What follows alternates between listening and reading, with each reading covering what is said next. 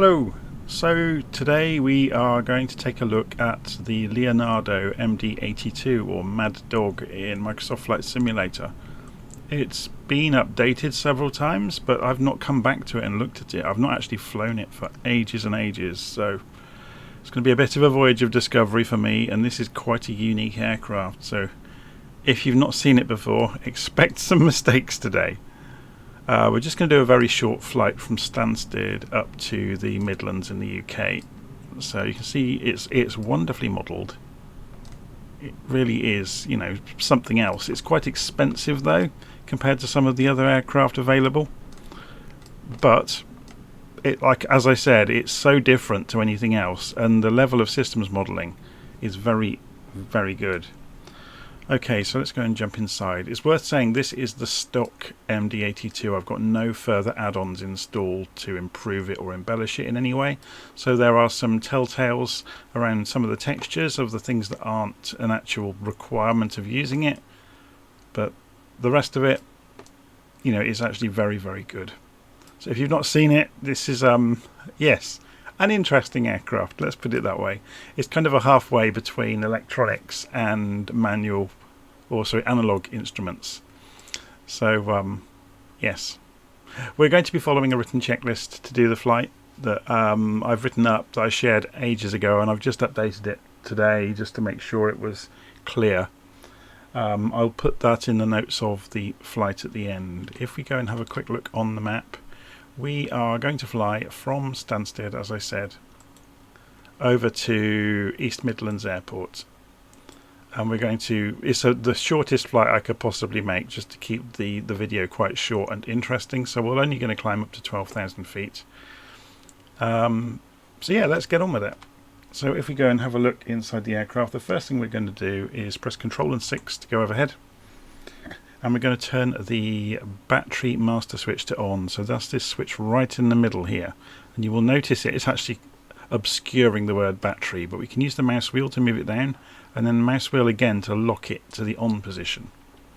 So as soon as we have done that, you can see there's actually a sequence of things happening here with the boot up of the systems on the aircraft. So because this is so old, things tend to take a while to happen. So then over on the far left over here, we're going to put the start pump to on for the engines, and you'll see that happening here. On the APU section, we set the master switch to start and then back to run. So this is the APU section. There's the master switch, so we roll the mouse wheel down to run, then beyond it to start, give it a few seconds, and then come back to run. And in concert with that, you should notice, yeah, there goes the APU pressure, or sorry, percentage. So it will go all the way around to 100% RPM. And when that happens, the light should come on over here for the APU bus. And when it does so, we will switch the APU L bus and R bus switches to the on position. So we're just waiting for that to come round. While that's happening, if we come round to the back,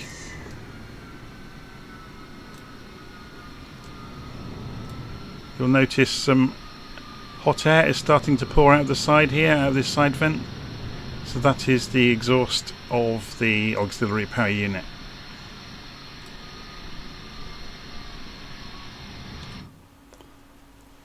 Okay, so we now have APU power available, so we can flick down the on switches. Take no notice of the alarms. You can see lots of things are happening now. We start preparing for the flight. So we press Control and 3 to come down, or Control 2 is it? Control 2 comes down to the FMC. We have to give it a few moments actually. If we have a look around the aircraft, you'll see the things boot up and flash on and off all over the aircraft. It takes a little while for things to come online. As I said, it's not the most modern of aircraft, but it's very, very accurately modelled. Okay, so you can see now the FMCs have come up. So first thing we do is go to Position Initialization, and you'll notice this predates the modern Boeing flight management systems, but it's similar to them. So we'll go and pick up the GNS position, puts it into the scratch pad, and we drop it in, and that sets the aircraft position. Our reference airport for departure is Stansted, so that's going to be EGSS. Then we go over to the route page and we say we're going from Stansted, which is already filled in. And if we go and have a quick look, we're going to EGNX, which is East Midlands Airport. So EGNX. And we are departing Stansted on runway 22. We are going to do some direct two waypoints along the way. So Sivda, Azrot and Nuzwo. Sivda,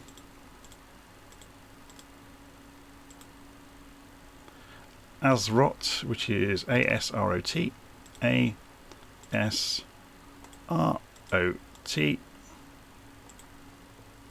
and go next page to put the final waypoint in, and Nuzwo, NUZWO,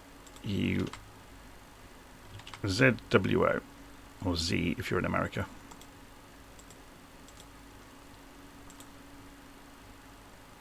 Not in database, that's interesting. Oh, so I haven't run the Navigraph update on this aircraft, so it hasn't quite got everything we would like in it.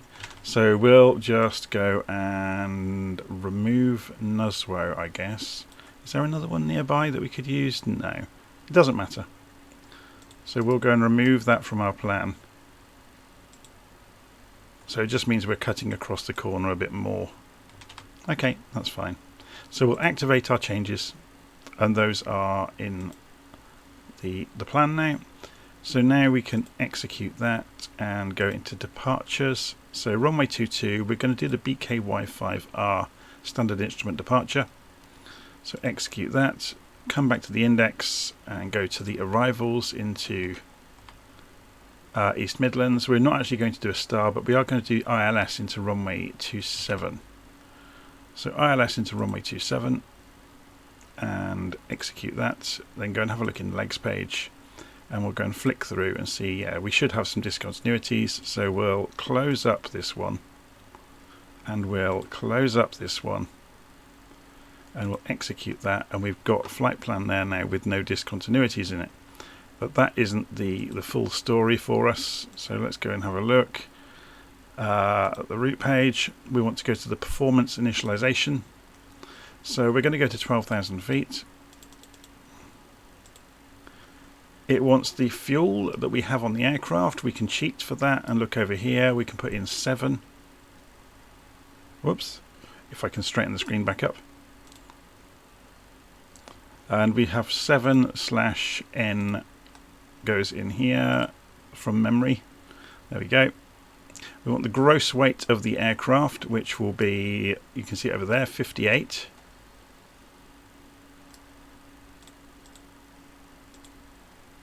We want the zero fuel. Well, it calculates zero fuel weight for you, look. So you can put reserves you would require in fuel, so we'll just say 1. Cost index, we could improve that and say 100. And we'll leave everything else as is. So we go to takeoff. And we want to calculate some V-speeds, so we'll come back over to the tablet over here, go to performance, go key in EGSS into the tablet, runway, I'll press enter first, choose runway 22. Let's find out what the wind is today at Stansted. So it's 250 degrees, 18 knots is going over the airfield right now.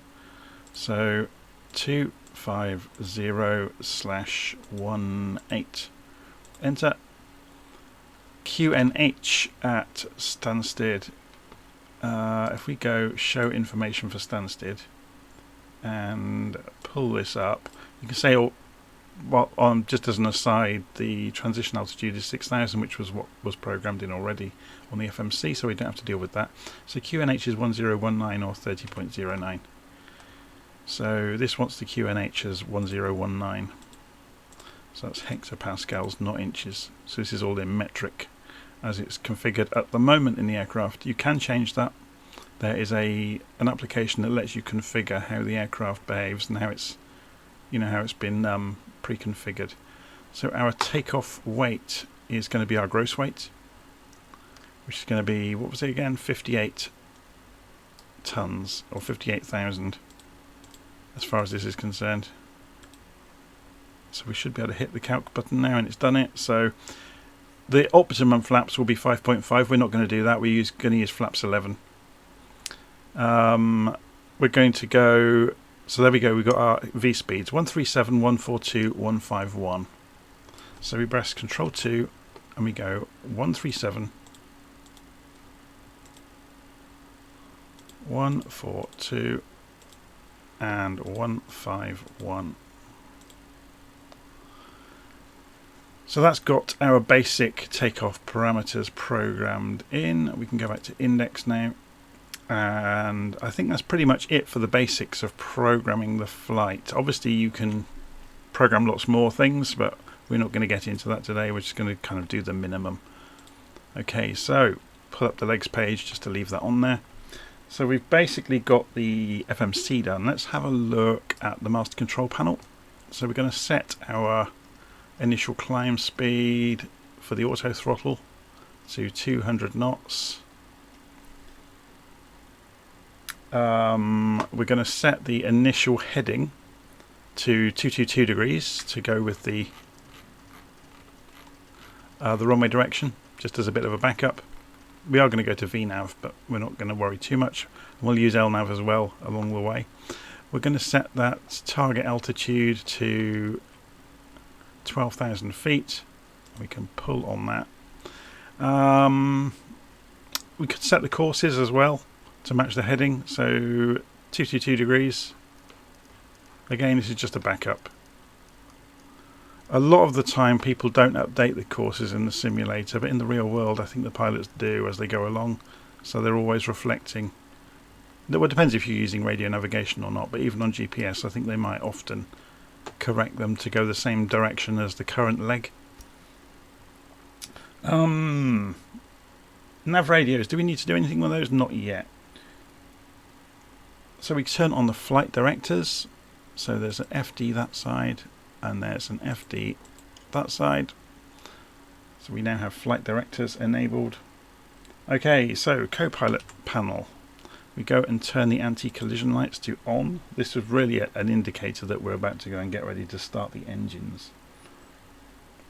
Hydraulic pumps. So down here, they are hidden kind of down here. We turn the trans switch to on and the auxiliary switch to on. Airspeed indicator. We click on the V-speed references here and they move to match what we programmed, which is good. The pilot uncaged standby attitude indicator. So we go to the pilot view. We'll turn that master caution off for the moment. And there is a standby attitude indicator here. We pull the plunger on it and it will go most of the way, and then we pull it once more and it will level up completely. Okay, so switch the TCAS to TA on the pedestal, so press Control and 5 and we have TCAS is up the top here. So we want for the takeoff or climb out to go on TA. Once you're in cruise you go to TARA. We're going to cheat slightly. We know there's no aircraft around. We're going to move it straight to TARA. We're going to open the pneumatic crossfeed valves. So further down here, these are the pneumatic crossfeed valves. We slide them both forwards. Then we go to the front of the pedestal with Control and 4. We're going to adjust the flaps setting over here to 11. So this is kind of a mechanical calculator to tell you what trim you need. Yeah, so we can find out the centre of gravity from looking at the tablet over here. So if we go back to the weight and balance page, it will tell us our takeoff weight centre of gravity is 12.3. So then we can come down here and it's almost there now. Look, it's on 12, which is fine. So we've set the flaps to 11, which is what we're going to set them to. So this is like a mechanical calculator, and it tells you what trim will be needed. So what we can then do is move this lever to move the actual elevator trim and to line it up with the trim required. Yeah, to put the aircraft in this configuration in equilibrium so it won't balloon on the way down the runway. It will warn you if you have not done this. So as you start to accelerate, it will warn you about that. So I've set the flaps to 11 degrees. So the flaps will be travelling outside now, driven by the electric system from the APU. Okay, so that's that done. So on the overhead panel, Control 6, pumps to on for the tanks that have fuel. So we're going to turn all of the pumps on.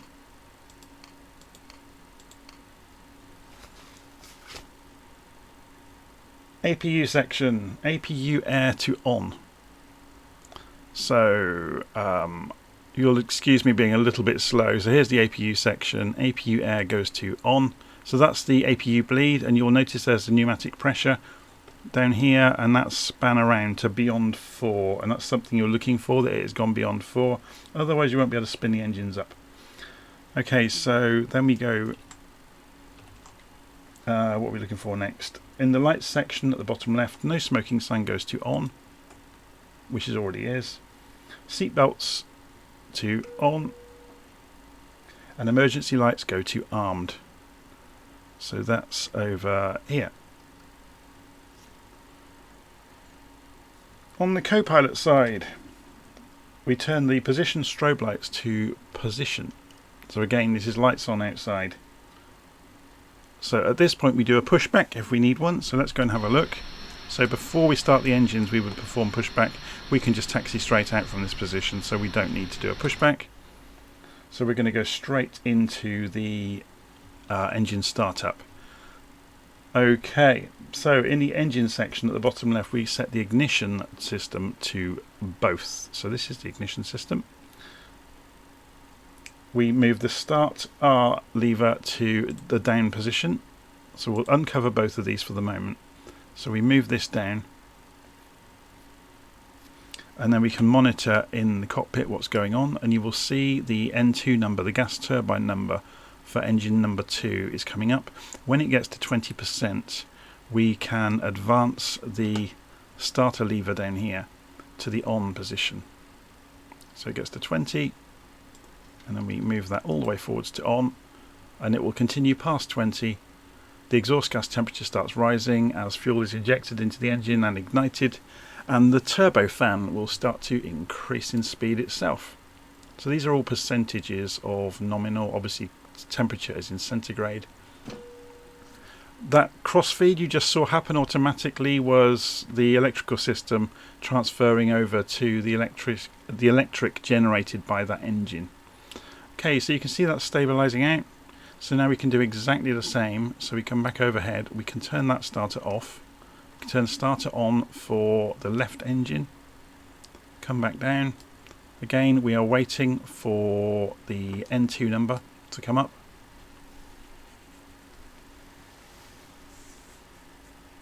So we just wait for that, and then we'll be able to move the starter for engine number 1. So there we go, it's just gone through 20%. So starter lever goes forwards for engine number 1.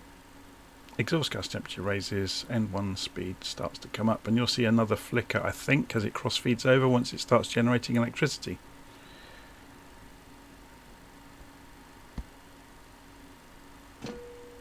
There we go. Okay.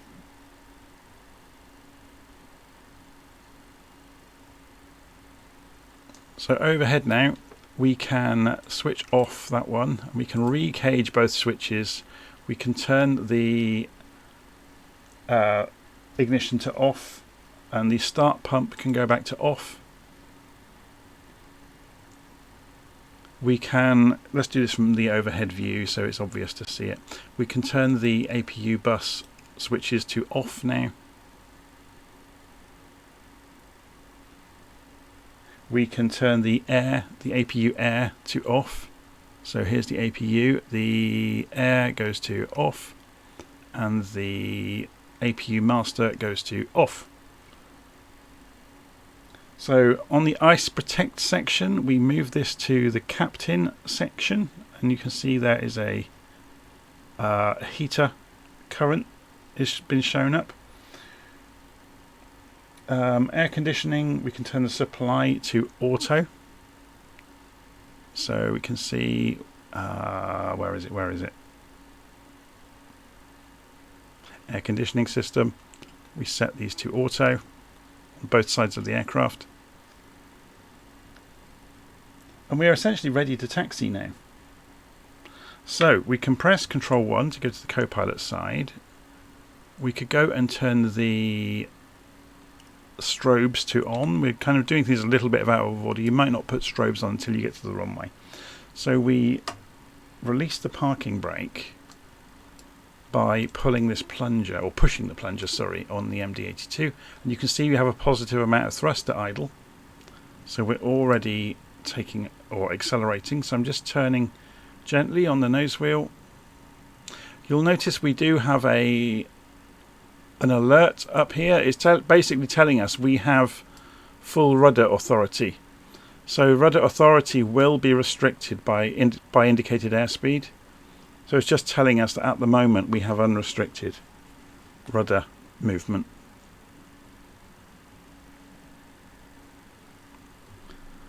You'll notice things are very quiet in the cockpit of the MD-82. That's absolutely normal, and the reason for that is the engines are a very long way away from the pilots. So that's not out of the ordinary at all.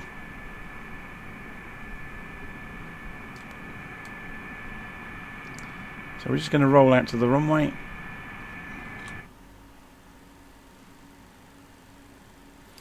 So we'll need to go and program the engines. So this is an engine management system here. It's a little bit like the BAE 146.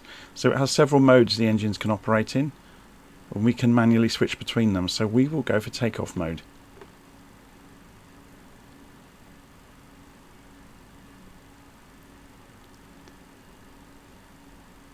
So a few things will happen in a row during takeoff. We will accelerate obviously down the runway and rotate at the appropriate moment. We'll just to familiarise ourselves, the autopilot master switch is the big switch over to the right hand side of the autopilot.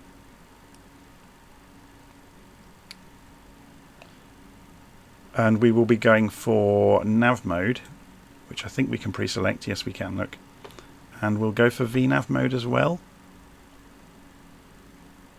which I'm just trying to remember. Yeah, VNAV's on the far side. So yeah, I don't think it will let us pre-select VNAV. And it may... Did we have a SID? We did have a SID program, didn't we? Yeah, BKY5R. And you can see that the route is programmed and showing up on the screen down at the bottom. So somebody's just come in. It's an AI aircraft, obviously. So we're just rolling out to runway 22. Just dab the brakes to slow our roll down. Okay, shall we get going? So ease the engines forwards.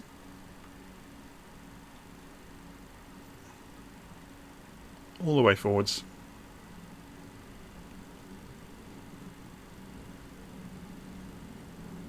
Knots, cross takeoff thrust set.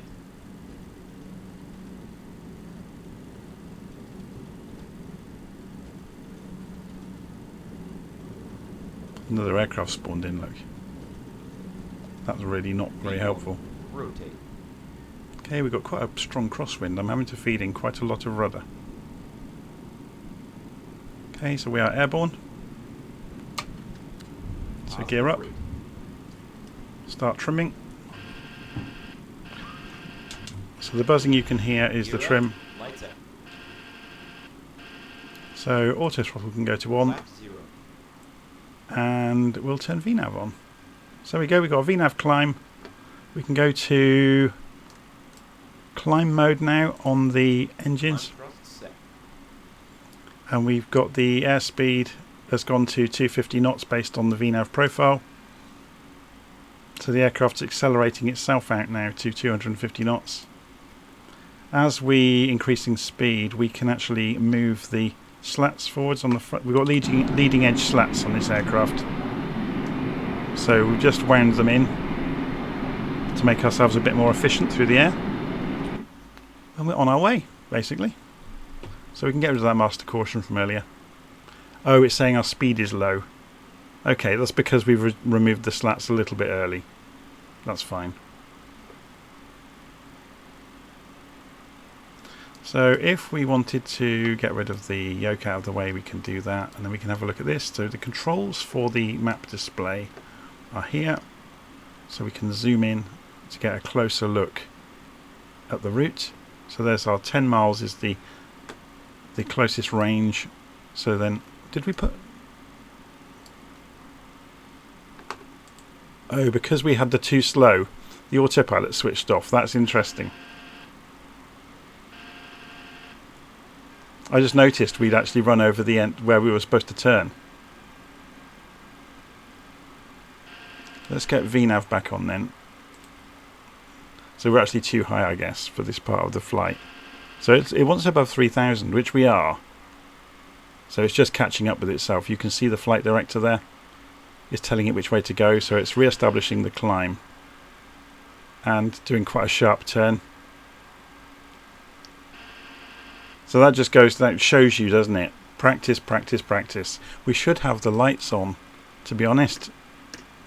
So I'm just doing that. Landing lights and nose lights. So if you look from the front now, you'll see them.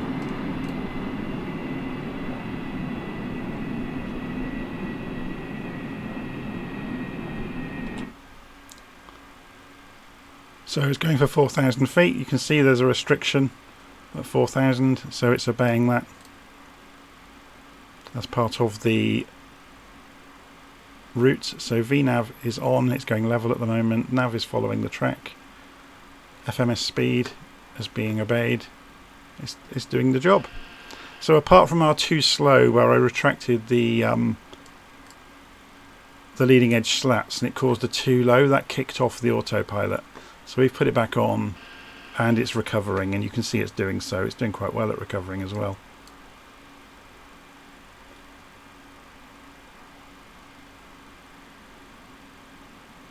Quite often autopilots won't recover as well as a human might. It's not worth getting too worried about it, to be honest.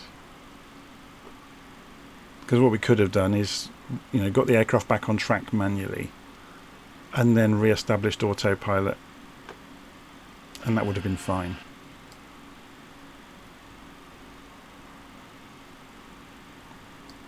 I love flying the the MD-82 just because it's so different. It makes a big change.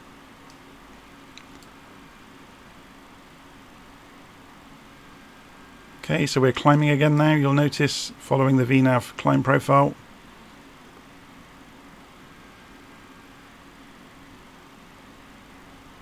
So I imagine now we'll go straight on up to 120. Although saying that, this wanted us at 4,000 feet. As far as D358, which we're not there yet. So it's a bit interesting that the VNAV has not followed that.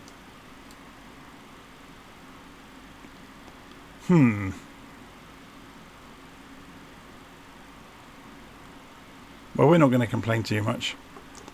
But in the real world, you would have obviously intervened and stopped it from climbing. Okay. So we're going to continue on north now to Azrot. So let's increase the range on this little display here. This display has many modes, just like the 737 does. So this is kind of it predates it in some ways. So you've got plan mode, got arc mode, and rows mode. So plan, arc, map. Sorry, let's do that again. Rows, arc, map, plan. That makes more sense, doesn't it? There's arc mode. There appears to be two arc modes, which is interesting. And there is no marker on the knob, which doesn't really help us, but there you go. Okay, so let's leave it on this mode here. So you get the green banana showing up, except I've just moved it. I'd forgotten actually, this works. If you click on this screen, it cycles through them. So that's something to bear in mind. There we go.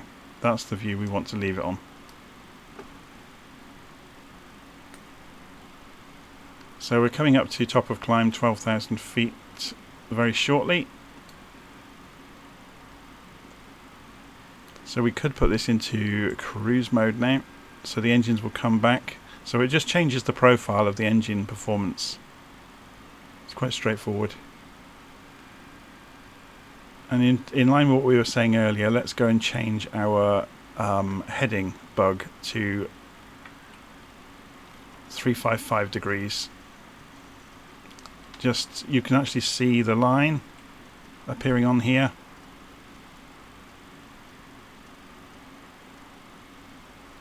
And we'll change the course as well. Actually, we could prepare the course for the runway at East Midlands. So we want it 268 degrees and the radios will be 109.35. So 268 degrees on the course knobs. So 268 and 268. Perfect.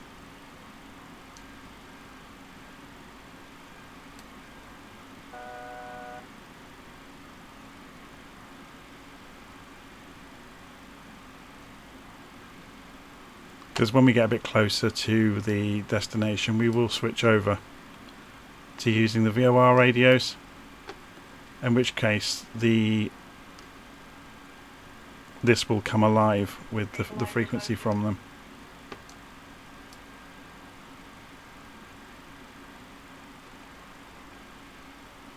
So we can go and turn the seatbelt sign off for a bit. We could leave it on auto, couldn't we? Be interesting to see what it does with it on auto.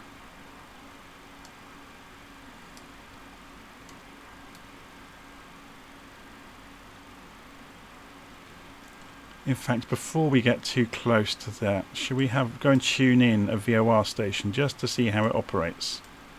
So, which one should we use? The one up here, the Gamston one, 11280. It's fairly close to in front of us. Okay, so we've got the... I'm just checking around where the configuration is for things before we go and do anything. Before we do anything drastic. So nav radios are on the master control panel. 11280. Okay, so you should now... Yeah, you can see it's suddenly spun round saying it's 67 miles away, so we've got a good signal. Notice though you could have nav 1 and nav 2 and then you've got two arrows on here and two DMEs. Obviously the second one is actually tracking something right now, which is quite cool.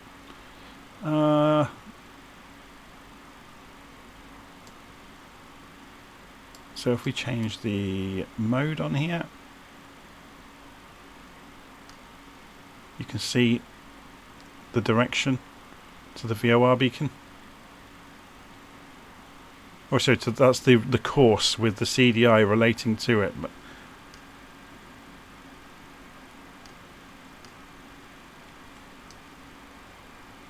it's interesting, isn't it? But if we go to VOR lock mode, obviously, then it will go green, and but we'll leave it on GPS at the moment. So it's following the navigation route. That's a good point. I can't remember off the top of my head how you switch.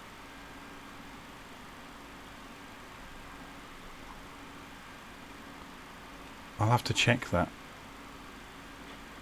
We should have the landing lights off by now, actually. They should come back on below 10,000 feet. Busy talking about things and making mistakes. You can see there's like the yellow line of pollution coming out from behind the MD-82. It's not the cleanest of aeroplanes. God, this is a real refresher for me. It's so long since I've flown this, and there's little bits and pieces I've completely forgotten. I'm not sure that they've implemented the weather radar yet. Although there are buttons down here that seem to click, so maybe they have now. But it didn't used to work.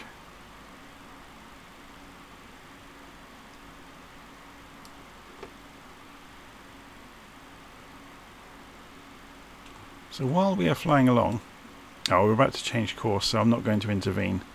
I'm just going to check we're still on nav mode.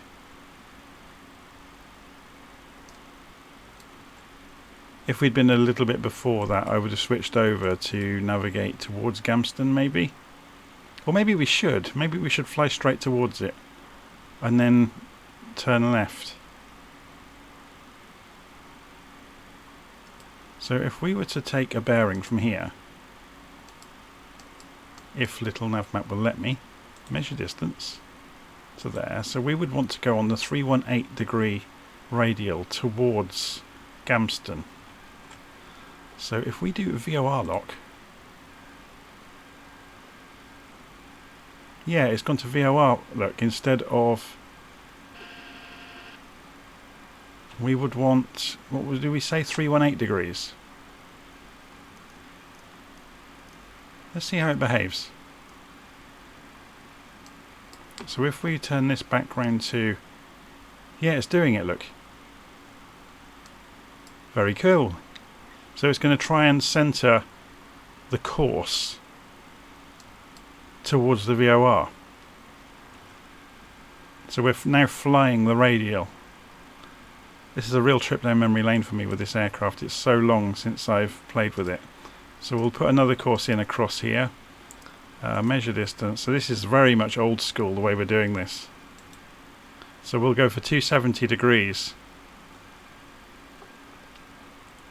When we are how far away from Gamston? Measure distance from Gamston. So we ideally we want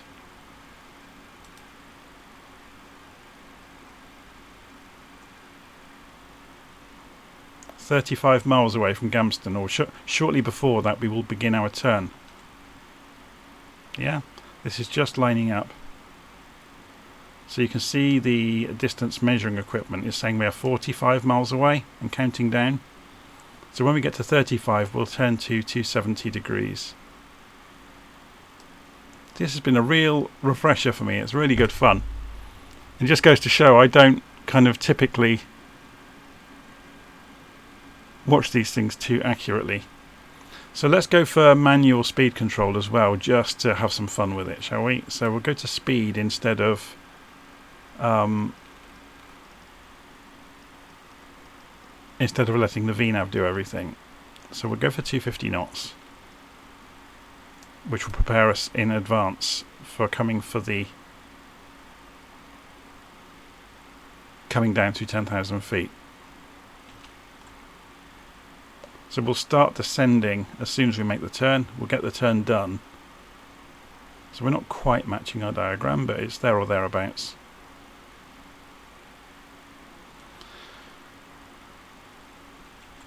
So we'll see now we're down to 39 miles, so I'm going to begin that turn to 270 degrees. So we're going to go to heading mode now.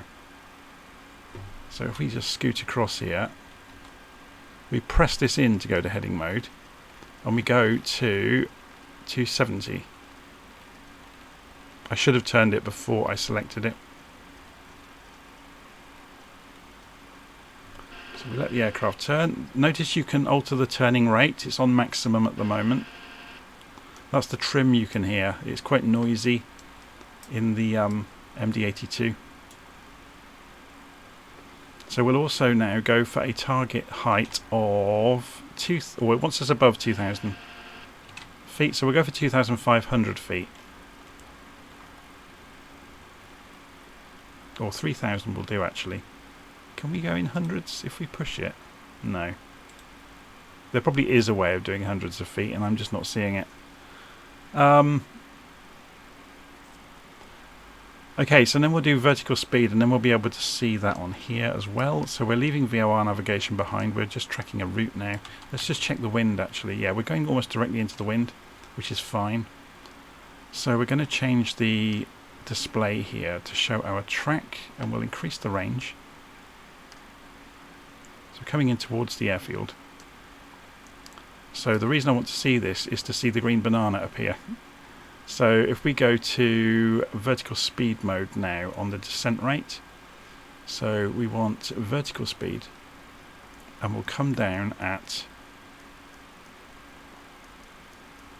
1500 feet a minute. Is that enough? We'll start slowing down as well. We can use the spoilers to expedite that. Yeah, there's the green banana has appeared. So we can see when we are going to start to get to the height we want to be at. So we should be able to get away with about 1800 feet a minute, which will give us some time. So it's saying we're coming to CF27 as a reference point, which is just outside the feathers, which is perfect. So we'll be down to the height we want to be just outside of the feathers. We've already got the radio tuned in to 10935, or we did have, sorry, so 10935 now. I love these older aeroplanes where there's more to do. It's so much more fun.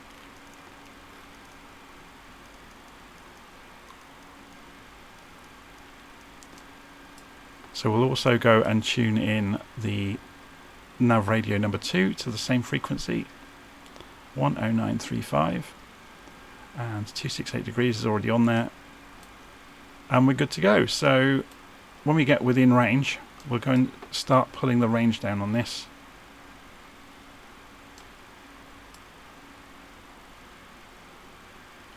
So we're actually accelerating gently, so I'm going to put a little bit more spoiler out. We're trying to get the airspeed down to the target.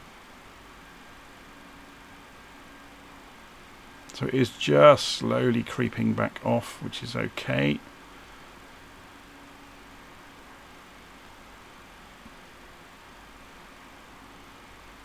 So that's the Mach number you can see here, by the way, if you're wondering what that number is. So it's 0.398 Mach.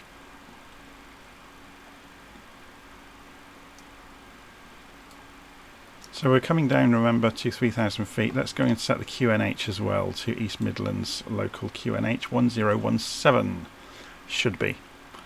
So QNH was over here, so 101. If we just press B, actually, will that get us into the ballpark? No, it won't.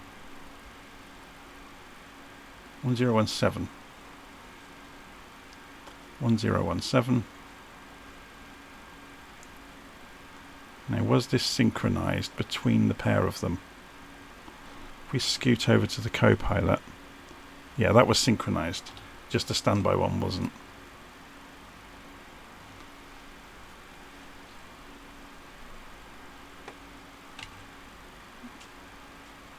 Okay, so we are trundling in. We're a little bit off course, so we will turn our heading slightly 5 degrees to the right, which will pull us in across the line.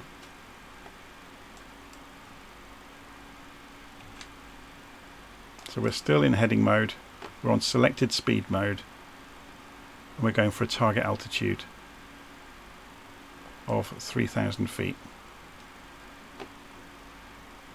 Just coming down through 6,000. So we should have had the landing lights back on, and we didn't do it again. Getting good at that, aren't I? So when we get nearer to the ILS feathers, we'll get the undercarriage down and start winding the flaps out. We'll come down to 200 knots now.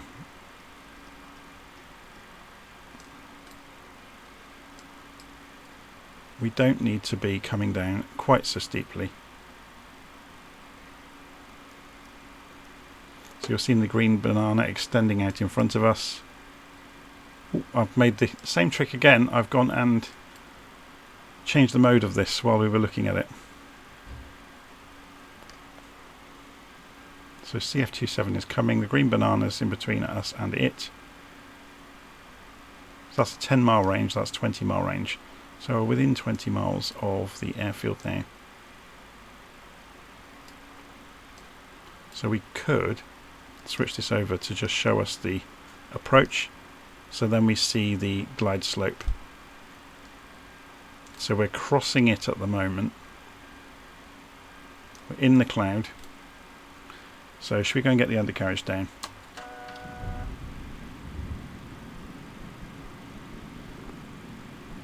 Well, it will help us slow down if nothing else. So you can see that the drag is helping. So we'll go for the first stage of flaps as well. So that slats out is the first marker. So we can come off the spoilers now because we don't need them to reduce our speed anymore. We're just coming down to 3,000 feet, so the nose has come up anyway. You can see the runway out ahead of us. We're going for the next stage of flaps. We're going to come back down to 180 knots now, or 170. You can hear the trimming happening automatically.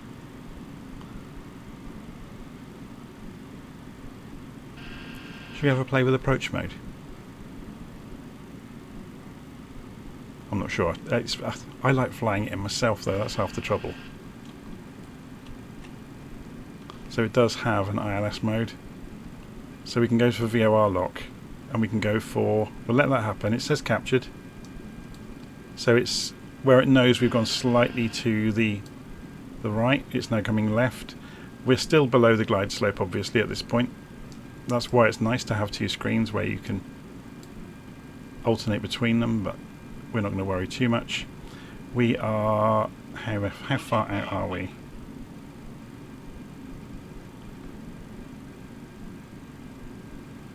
.11 and a bit miles. So if we go to ILS mode as well, so ILS lock, so it should descend on the glide slope for us. You can see the runway out ahead of us. 170 knots, pretty much on the money. So we'll come down to 160. And next stage of flaps. Flaps 15.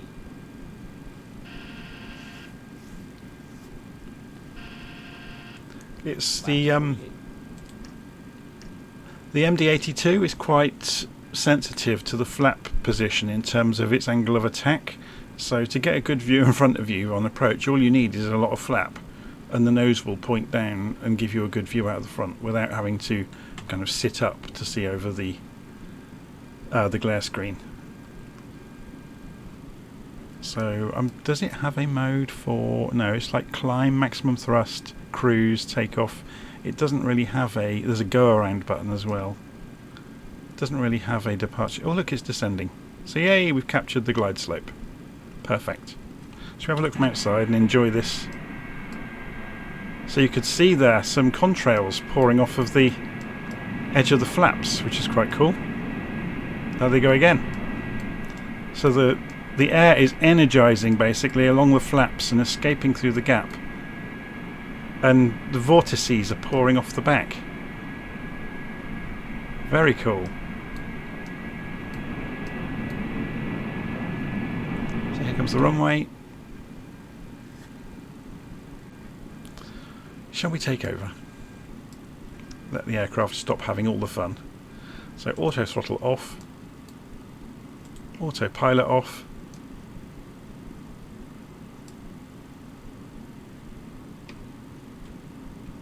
I'm not sure if we can stop those warnings easily. So let's pull back on the throttles. So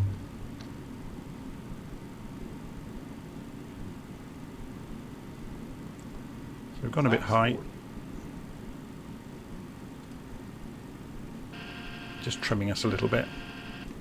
So obviously we've just raised the flaps, also pushed the flaps further out. So trying to stop the nose from diving. We've gone a little bit below the glide slope. I'm just lifting the nose gently. Right, don't want to go any slower than 140 knots.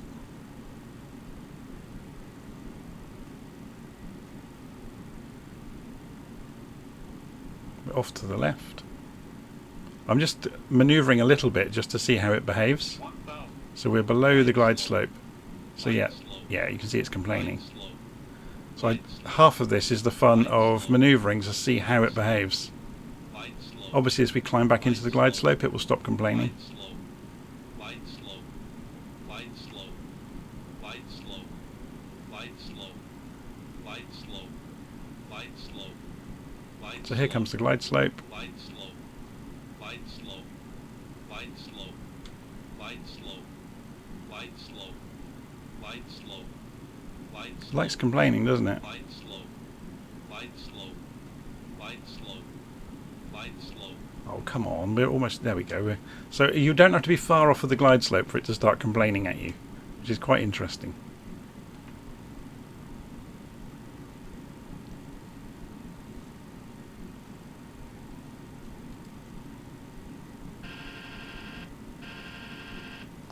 Just trimming it. The wind has just changed quite significantly on us.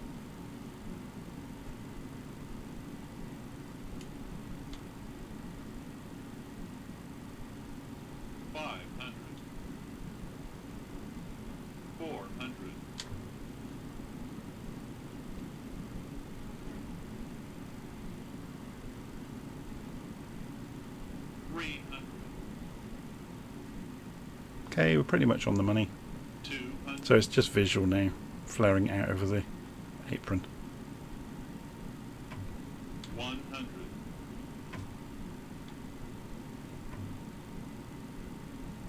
50, 40, 30, 20, 10. There we go. Keep on the centre line.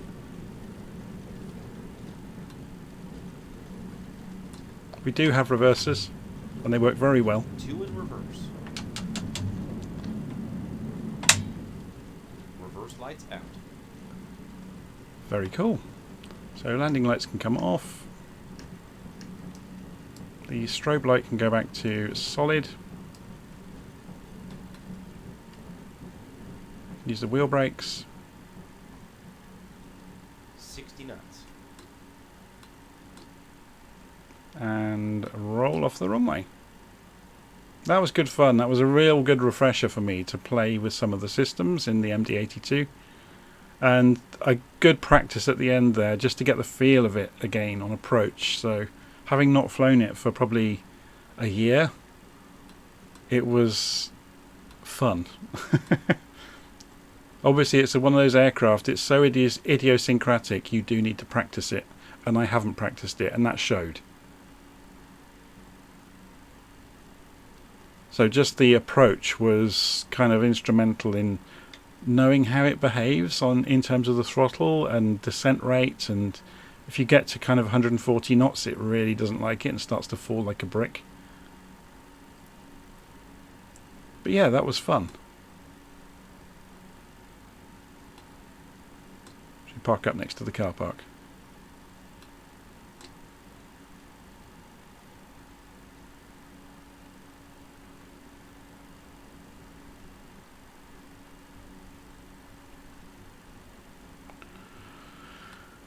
Okay, so obviously on the way back in, we could have been using the, just going to put the parking brake on. We could have switched on the APU on the way in,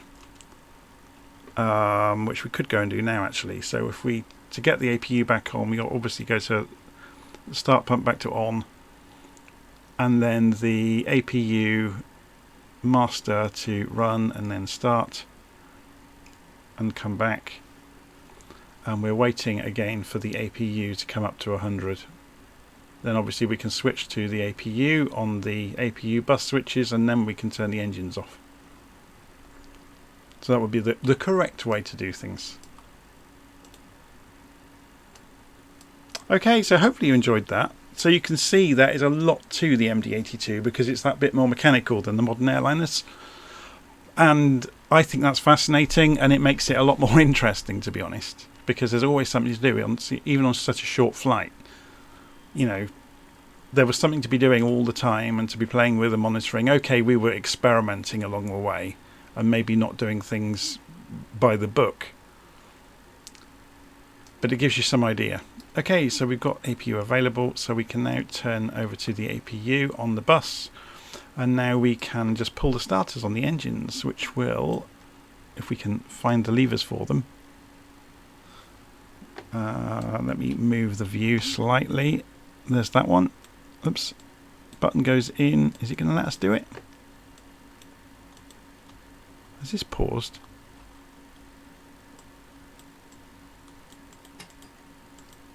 I think that I'm got a problem going on with the controllers here.